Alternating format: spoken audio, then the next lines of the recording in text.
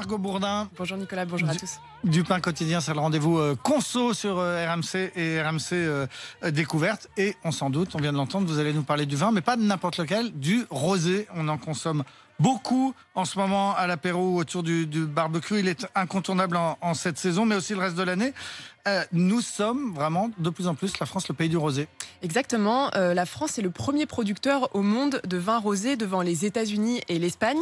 La production française représente 31% de la production mondiale et nous sommes aussi les champions du monde en termes de consommation. Pour vous donner un ordre d'idée, chaque année, en France boit l'équivalent de 16 bouteilles de rosé. C'est 3 fois plus qu'il y a 25 ans. Et figurez-vous que durant le confinement, contrairement aux autres vins et aux pétillants, le rosé est le seul qui a vu ses ventes augmenter. Alors, les Français sont de plus en plus nombreux à vouloir du rosé, mais paraît-il de plus en plus du rosé clair. Oui, la mode est au rosé très peu coloré et pourtant ce n'est pas gage de qualité.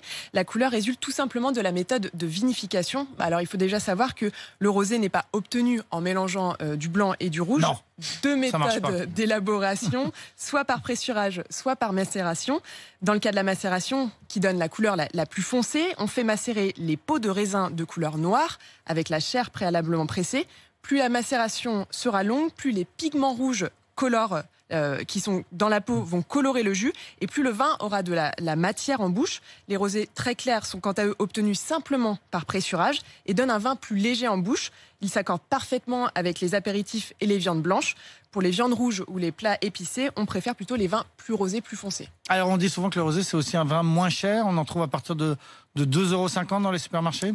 Oui, on pense souvent que ce rosé est pas cher, mais ça reste du vin et un vin à produire, ça coûte autant que le blanc ou le rouge. Les professionnels du secteur vous conseilleront donc plutôt de ne pas descendre en dessous de 8-10 €.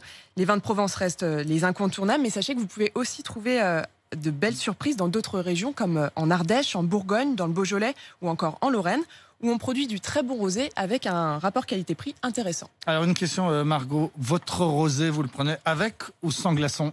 Alors j'essaye sans glaçon parce que pour certains très bons rosés, c'est un peu dommage de le noyer dans des rosés piscines. Après, c'est aussi très agréable l'été. Le plus important, en fait, c'est de le servir frais, donc pas forcément des glaçons. On le sert frais comme un vin blanc, à 10 degrés l'été, 12 degrés l'hiver. Et puis ça, on le sait un peu moins. Certains rosés se conservent bien. Ça leur permet de se stabiliser. Pas tous, mais voilà, on peut savoir qu'on peut le conserver. Attention tout de même à les boire dans un délai